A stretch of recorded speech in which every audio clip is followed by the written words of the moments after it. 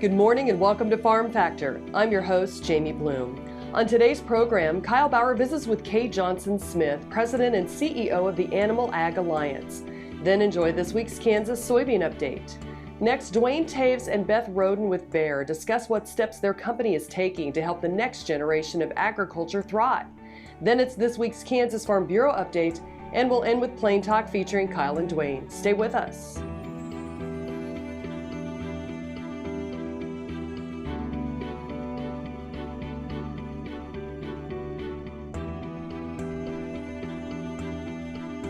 Closed captioning brought to you by Ag Promo Source. Together we grow. Learn more at agpromosource.com. This segment brought to you by Kansas Farm Bureau, the voice of agriculture. To join today or more information, go to kfb.org or find us on Facebook and Twitter. Welcome to Farm Factor. Kyle Bauer is up first, visiting with Kay Johnson Smith with the Animal Ag Alliance. Hi, this is Kyle Bauer visiting with Kay Johnson Smith. She's president and CEO of the Animal Ag Alliance. Kay, tell us about your organization. So the Animal Ag Alliance was formed 30 years ago by the various stakeholders across animal agriculture to help bridge that communications gap between farm and fork. So our mission really is to help connect the industry across all segments of animal agriculture, to engage influencers of public opinion, to help really reach the public, to help them better understand modern animal agriculture, and ultimately to protect the rights of farmers as well as consumer choice. So who are your members?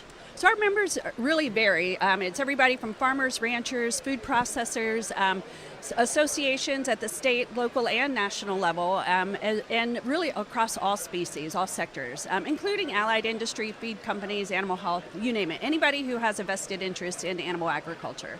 Well, being around for 30 years, I'm sure your areas of emphasis have changed. Well, really our focus is on animal welfare and modern animal production. And so we monitor activist organizations who are really threatening the future of animal agriculture.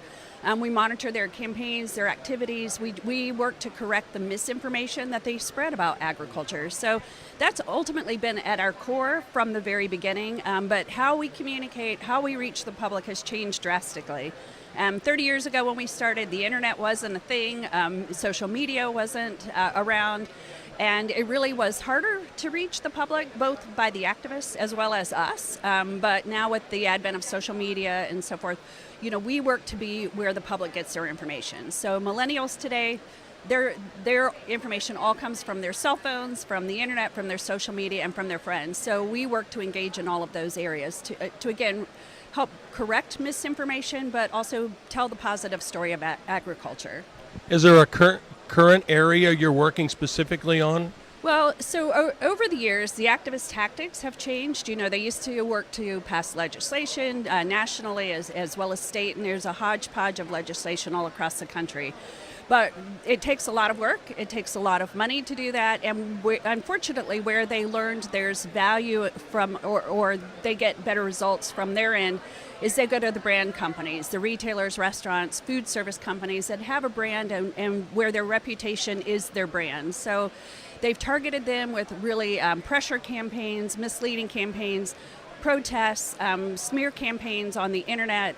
Sometimes they even take out billboards in New York City to really tie a brand to animal cruelty if they don't get their way.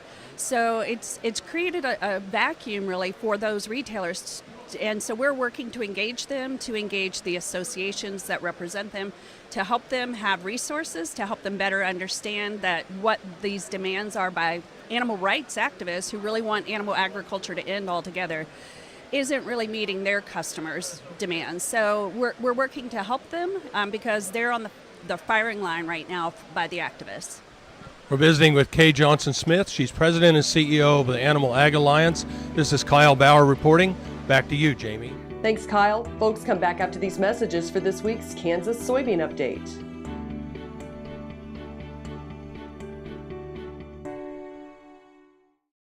Valley Vet Supply is devoted to providing information and professional quality products at reasonable prices. Valley Vet Supply.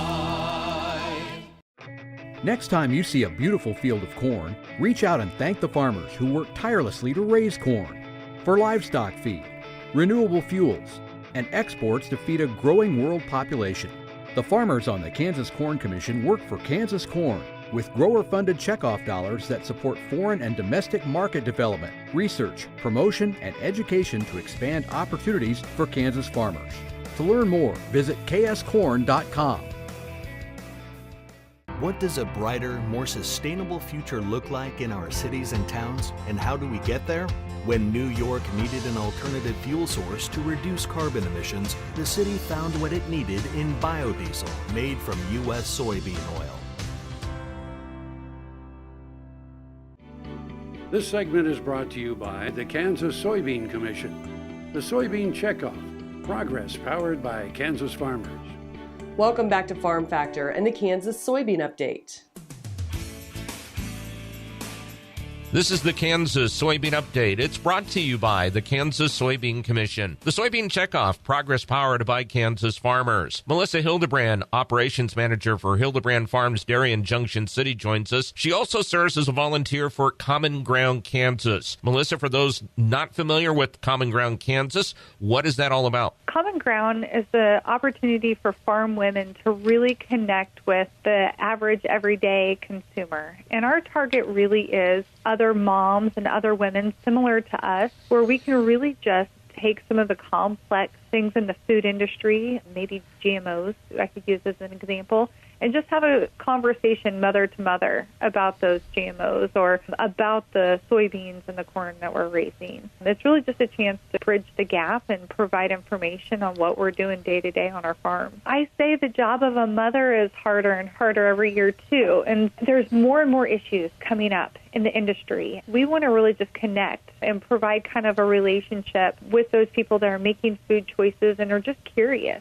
Melissa, do you see more females who are part of a farm family wanting to become a member of Common Ground Kansas? Yeah, we've definitely expanded our network in the last couple of years. We've gotten more and more women that are interested in kind of telling their farmer ranch story. And we see a lot as social just continues to be a huge part of our day-to-day, and it provides a really easy outlet as well. And so, yeah, we've definitely seen an interest from the ag side as much as from the consumer side to learn and share this information. Melissa, I know the checkoff programs such as the soybean checkoff play an important role with Common Ground with regards to advancing that message. We definitely want to talk about what's going on, but we also need to make it relatable. We don't want to get too science-focused. I want to make sure I'm keeping the attention of my audience. So we definitely try and interact with our customers through different events. We have several that will be up and coming. April 23rd, we're going to be doing an event at the Manhattan Meat Market,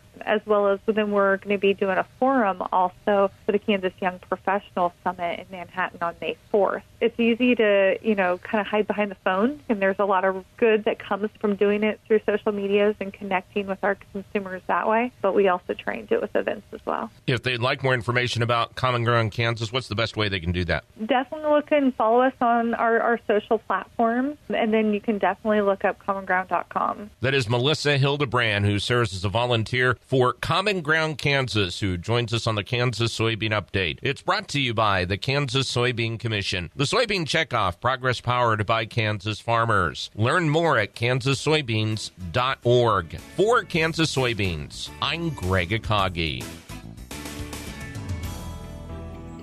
Hope you enjoyed this week's Kansas Soybean Update. Stay with us after the break for more with Duane Toews and Beth Roden as they discuss what programs Bayer has that look ahead to future generations.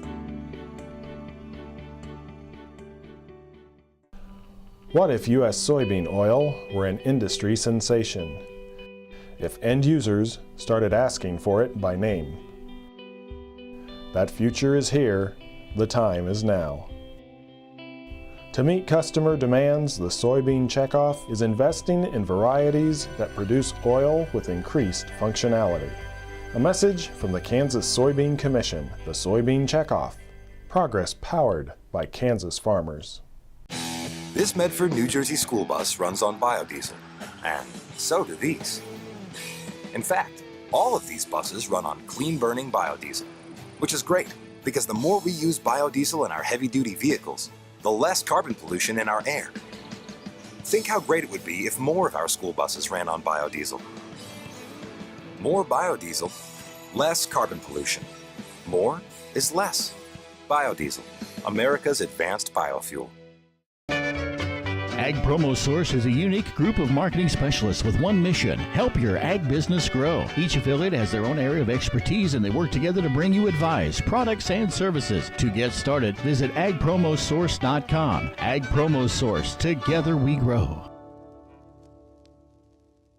This segment brought to you by Sure Crop, liquid crop nutrition delivered right to your farm. We're back. Now let's talk about how we're keeping agriculture thriving as we look forward to future generations. Duane Toews joining you once again here on Ag AM in Kansas, and a chance to catch up with Beth Roden with Bear and talking about agriculture, the next generation, and making sure that there is another generation. Really a focal point for the company, but really all of agriculture is stepping up to the plate to make sure that that agriculture continues to be a thriving industry despite the challenges that we face. Yeah, absolutely. It's such an important demographic that we work with, really making sure that we've got those passionate, talented next generation of leaders in agriculture. And what we've really been trying to do is put some programs in place that not only go after the kids that know agriculture or have a background because they've got a family that's in farming or family in agribusiness, but also trying to look at how do we cultivate relationships with those that come from not on a farm. So we run a program called the Youth Ag Summit, and it's a program that we run every other year where we'll do a cast and ask for 18 to 25-year-olds to submit an essay about how they're helping in their own community make a difference under one of the Sustainable Development Goals, so ending hunger. And then they will reply back to that, and then they're chosen from their country. So last year we had about 40 countries represented and 100 delegates come in to Brussels last year and really have conversations around how we're going to end world hunger and things that can happen from a local perspective to then working cross-functionally as a team across borders. So we had 3 winners last year, and the Bear actually puts money behind the winners' ideas so that they can go back and implement those ideas. And then we keep in touch with the Youth Ag delegates as they go back to their local communities to make a difference. So it's really been a great way to cultivate relationships with that generation. Talking about working with youth, it's amazing. They don't have the same kind of preconceived stereotypic viewpoints that some of us maybe that are a little older have. No, it's what's so fascinating. You bring these 100 bright minds together. The energy is just unbelievable in that room, and they don't think I can't or I won't or it couldn't happen. They're in there with the attitude of like, we can make a difference, so how can we go about it, and what can I learn from you, and how can you help me, and then how can I go back and make a difference? So it's just fascinating to watch, and I love when you see a group of kids that come from on-farm with a group of kids that are city kids, and you really see then how they have that conversation, and then they're forming their opinions that they take back then in their own circle. So it's really been a great program to be part of. The interesting part is, and you reference those kids that aren't from necessarily an agricultural background, but the whole world of agriculture has gotten so technology driven and scientific backgrounds. We have the opportunity to draw those kids in and really make them advocates for our team. Absolutely. Then that is what we all need to do more of. They're inquisitive, they're curious, they're passionate about food, they're passionate about making a difference. So the more that we can spend time with them, the more we can engage, the more we can speak in a more layman's language and really showcase what's going on, the better it is. So we brought our the Youth Ag Summit delegates to one of our forward farms in Belgium, and they were just fascinated by seeing a working farm and being part of the discussion and talking with a real grower. And the more that we connect what happens on farm with those and take it to where they are, it's just fascinating to watch. And it's interesting how their minds, I kind of alluded to, they work different and they make those connections. I guess their mind's a little more fluid than ours is, but coming up with some tremendous ideas on how to make progress. Absolutely. We, as part of this Youth Ag Summit program, one thing they're all challenged with is to go back with their 3 little things. So not only are they working in their groups on these bigger ideas tied back to the Sustainable Development Goals, they're also then working on what am I going to do in my own community when I go back. So some of them go back and they're like, I'm going to start teaching a program on nutrition, or they go back and say, I'm going to make sure that I'm going to start running classes for women so that they can learn agriculture and learn basics of planting. I walked away with my 3 little things, and one of them for me is making sure that we have the funding and we continue this program and continue to foster this community because it's so important that we have that next generation. Our thanks to Beth Roden with Bear joining us with an update on how we can make sure that we engage young people to make a bright and successful agricultural future solving world problems. For Ag AM in Kansas, I'm Duane Toews. Jamie, we'll send it back to you. Thanks, Duane. Come back after this break for this week's Kansas Farm Bureau update. KFRM is one of the largest farm radio stations in the nation, dedicated to informing and entertaining rural listeners from northern Oklahoma to southwestern Nebraska. You can catch KFRM in many ways. Of course, 550 on the AM dial, streaming at kfrm.com, or on your smartphone by going to the TuneIn Radio app, or on Ag AM in Kansas on Tuesdays and Facebook every day of the week. KFRM, tune us in. You'll be glad you did. Heinen Brothers, a fourth-generation Northeast Kansas farm family, knows how tough farming can be. Farmers helping farmers. Heinen Brothers Ag, selling and servicing crop protection products, fertilizer, anhydrous ammonia, cover crops, quality aerial and ground application. Call today to learn about our extended term financing program. 800-760-4964. HeinenBrothersAg.com.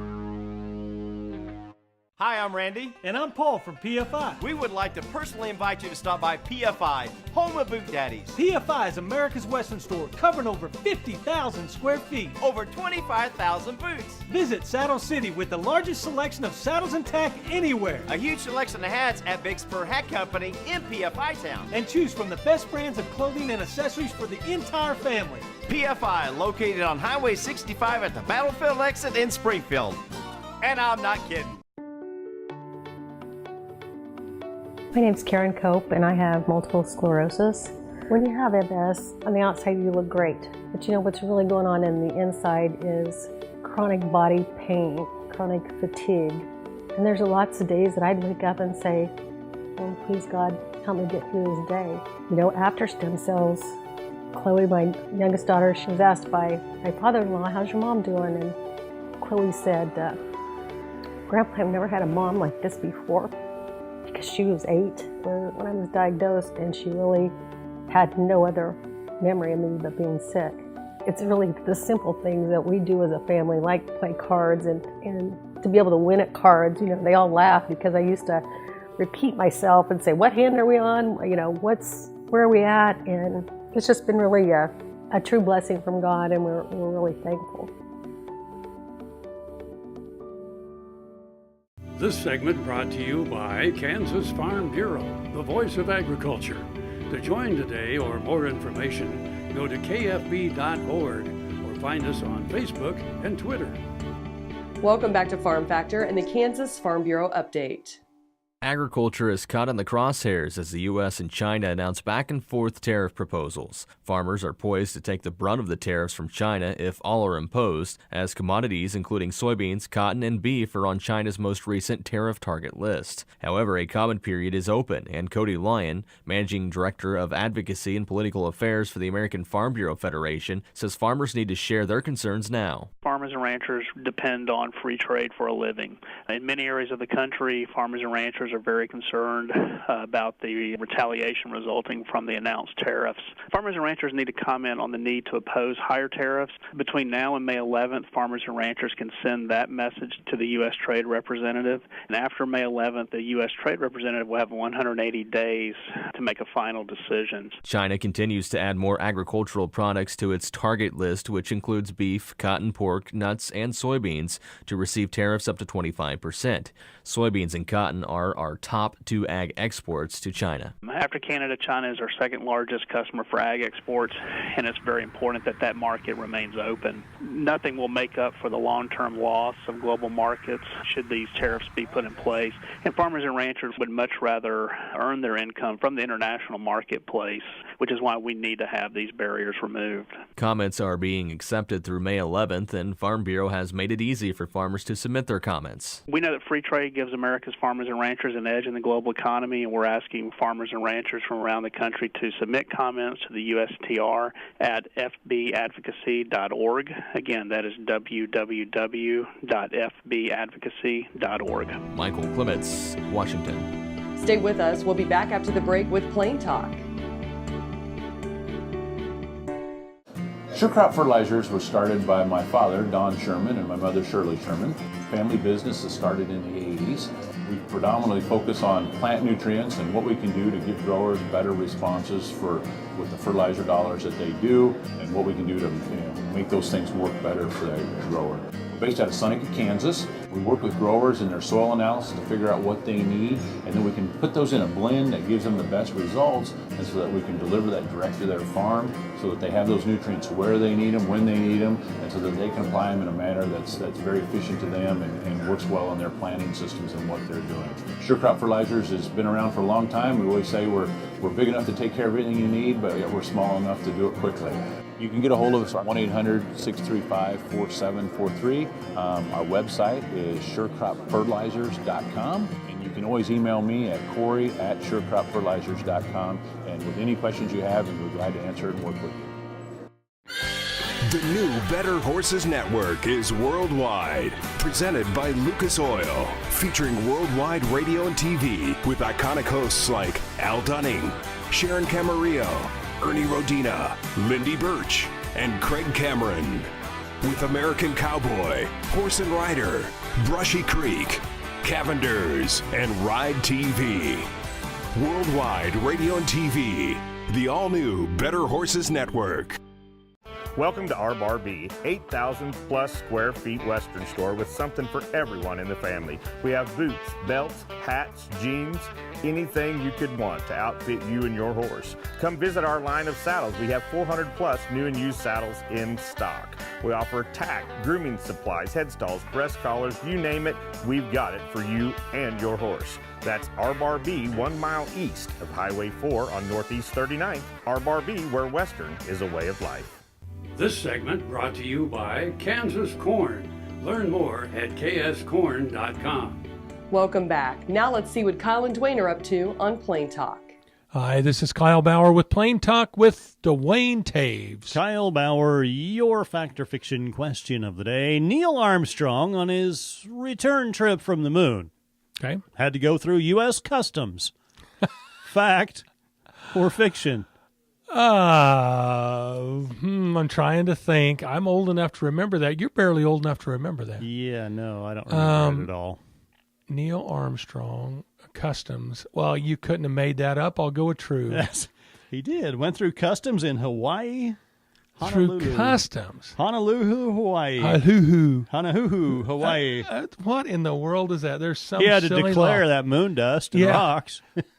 Well, was he the one who collected the moon dust and rocks? Yeah. I thought that was done in a studio in Burbank, California. I knew you were going to go there, but I wasn't. That's why he had to go through customs. He went to Honolulu on his way back to Florida and he was California. he was in some foreign country getting this photoshopped in, and so then that's why he had to go through customs. Otherwise, why would he have to go in? He didn't get his passport stamped. He didn't even have his passport along, probably. There was nobody at the moon to stamp it. Well, there's not a customs agent there. Well, I think in the background, if you look close, you'll see a little sign over there. Stamp your passport here. I don't know. There's a lot of people question whether we ever went to the moon or not. I got to admit, some of the pictures, like the picture that I saw when I gathered this particular piece of information, it's like this little tinfoily stuff that they've got, on the foot of the moon, lunar lander and everything. I'm like, really? Have you never been to Cosmosphere down in Hutchinson, Kansas? Yeah. Have you looked at those things? I might not. It all looks like it's put I was out of school for the day. It all looks like I did not pay attention. PVC pipe and tinfoil.